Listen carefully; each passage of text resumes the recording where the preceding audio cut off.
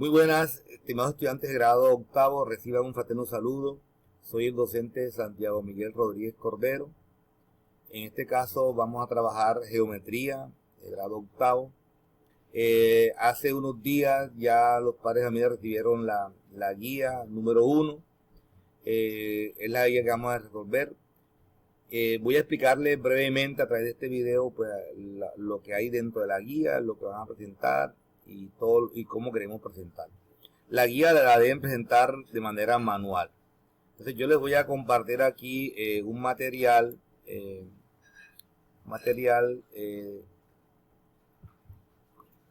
la explicación de lo que hay en la guía, ¿cierto? El concepto de ángulo, ¿verdad? Estos son elementos que ya ustedes lo manejan, ¿verdad? Ya son conceptos que ustedes de alguna manera ya han visto en años anteriores. Tenemos como el concepto de ángulo formado, dice que un ángulo está formado por dos semirrectas que parten de un mismo punto. Las semirrectas se llaman lados y el punto común vértices. ¿Cómo se denotan los ángulos? Ya eso ustedes vamos aquí a recordarlo. Una primera forma es a través de una letra mayúscula en el vértice. Otra forma es usando 3 letras mayúsculas, 2 para los lados y 1 para el vértice. Una tercera forma es a través de una letra griega en el vértice. Y digamos, esa es la forma más común, ¿cierto? La letra en el vértice es la que más se utiliza en la geometría y en la trigonometría de grado décimo. Usamos un elemento importantísimo para medir los ángulos, que es el transportador y el plano cartesiano, ¿cierto? A través de estos dos instrumentos, elementos matemáticos, podemos de alguna manera ayudarnos para medir los ángulos, ¿cierto? Vemos que el primer cuadrante de ese plano cartesiano mide 90, ¿cierto? Y es un referente para medir ese ángulo, ¿cierto? El transportador también nos da una medición más precisa cuando queremos medir un ángulo, ¿cierto? Entonces es un instrumento que podemos utilizar. Hacemos coincidir el centro con el vértice del plano y ahí vamos midiendo los ángulos. Bien, vamos ahora a ver la clasificación de los ángulos.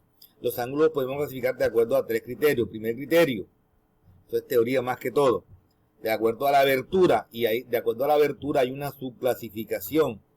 Ángulo agudo, el que mide menos de 90. Un ángulo agudo puede ser 80, 70, 30, etc. Ángulo recto, el que mide exactamente 90 grados. Ángulo obtuso, el que mide más de 90 y menos de 180. O sea que un ángulo agudo está entre 90 y 180. Ejemplo, 120, 150, 100. Son ángulos como obtusos. Ángulo llano, un ángulo llano, el que mide 180 grados, como lo vemos aquí en la ilustración, 180. Y ángulo plano, el que mide exactamente 360 grados. Eso de acuerdo a la abertura, ¿verdad? Ahora, de acuerdo a la posición, los hay ángulos adyacentes, cuando tienen un lado común, en este caso, un lado común, y los otros dos lados son lados que pertenecen a una misma recta. En este caso, la recta BD tiene un lado para el ángulo alfa y un lado para el ángulo, o sea, lados opuestos, y un lado común, es un ángulo adyacente. Ángulos consecutivos, como vemos ahí en la figura, ¿verdad? Dice que tienen un lado común y el mismo vértice, como vemos en la ilustración. Son más que todo conceptos geométricos. Y ángulo opuesto por el vértice, de acuerdo a la posición. Este es un ángulo importantísimo porque a través de él podemos resolver los ejercicios que están planteados en la guía. ¿De acuerdo? Entonces aquí tenemos que el ángulo 1 y el ángulo 2 son opuestos por el vértice. Y si son opuestos por el vértice, tienen la misma medida, o sea, tienen la misma abertura, ¿sí? El ángulo 2, 1 con el 2 y el 3 con el 4 son opuestos por el vértice. En la guía pueden ver mejor esa ilustración. Con base a esa ilustración, pues podemos ver los ejercicios que vienen más adelantico. De acuerdo a la suma, ángulos complementarios, dos ángulos son complementarios cuando la suma de los dos da 90, o sea que el ángulo, en este caso beta más alfa, nos debe dar 90 grados. Ángulos complementarios suplementarios cuando la suma de los dos nos da 180 grados. En este caso, ángulo beta más ángulo alfa. La suma de los dos, o sea, nos da la media circunferencia. Ángulos suplementarios. Ahora, de acuerdo a esto que ya hemos explicado, hay la primera actividad, ¿cierto? Esa actividad deben hacerla, ojo, con una regla y un transportador. Debe ser hecha a mano, ojo, debe ser hecha a mano. A computador no quiero. Hacen estas cinco figuritas allí para que usted vaya cogiendo ritmo. La segunda parte de la guía aparecen la relación de congruencia entre ángulos determinados por paralelas y una secante. Vamos a ver aquí una ilustración. Dice, una secante es aquella que intersecta o corta a dos o más rectas, ¿verdad? Cuando intersecta rectas paralelas, entonces se crean varios ángulos congruentes. Una primera pareja de ángulos congruentes son los ángulos correspondientes. Se encuentran en la misma posición. En la figura tenemos ángulo A y ángulo E. Ángulo A y ángulo E serían ángulos correspondientes porque están en la misma posición, y el ángulo C y el ángulo G serían correspondientes. Al otro lado tenemos aquí ángulo B y ángulo F, ángulo D y ángulo H, serían ángulos correspondientes. Ahí podemos ver la ilustración. Tenemos otra pareja de ángulos que son los ángulos alternos internos. En la figura tenemos ángulos alternos internos, el ángulo C con el ángulo F.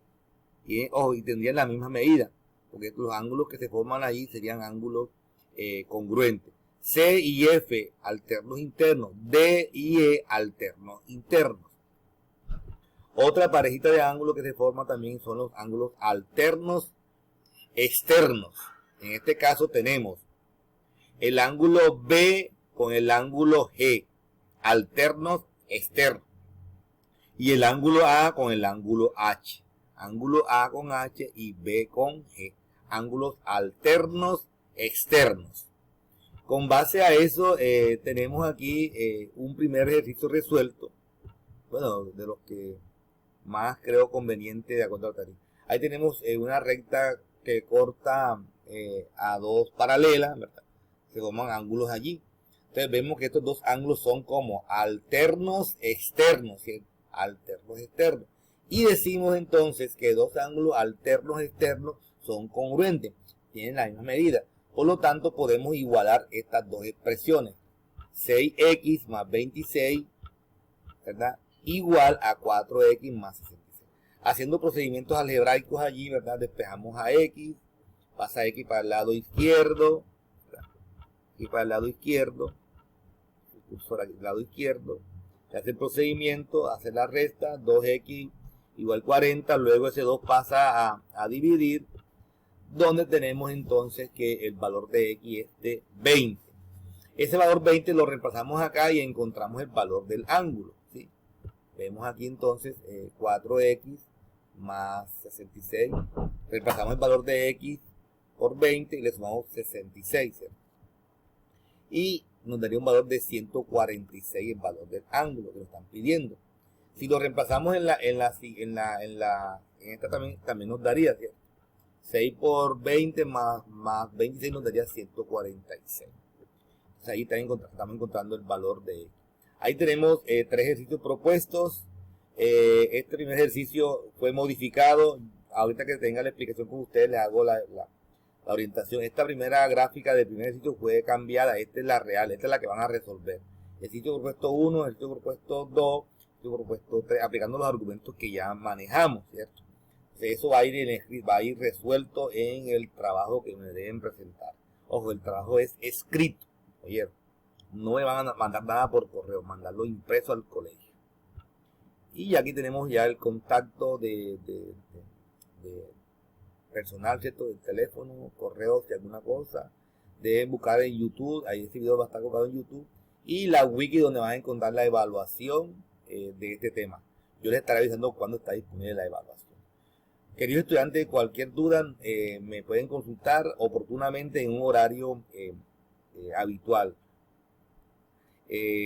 Estaremos viéndonos en el próximo video y esperamos que sea de gran provecho para todos ustedes.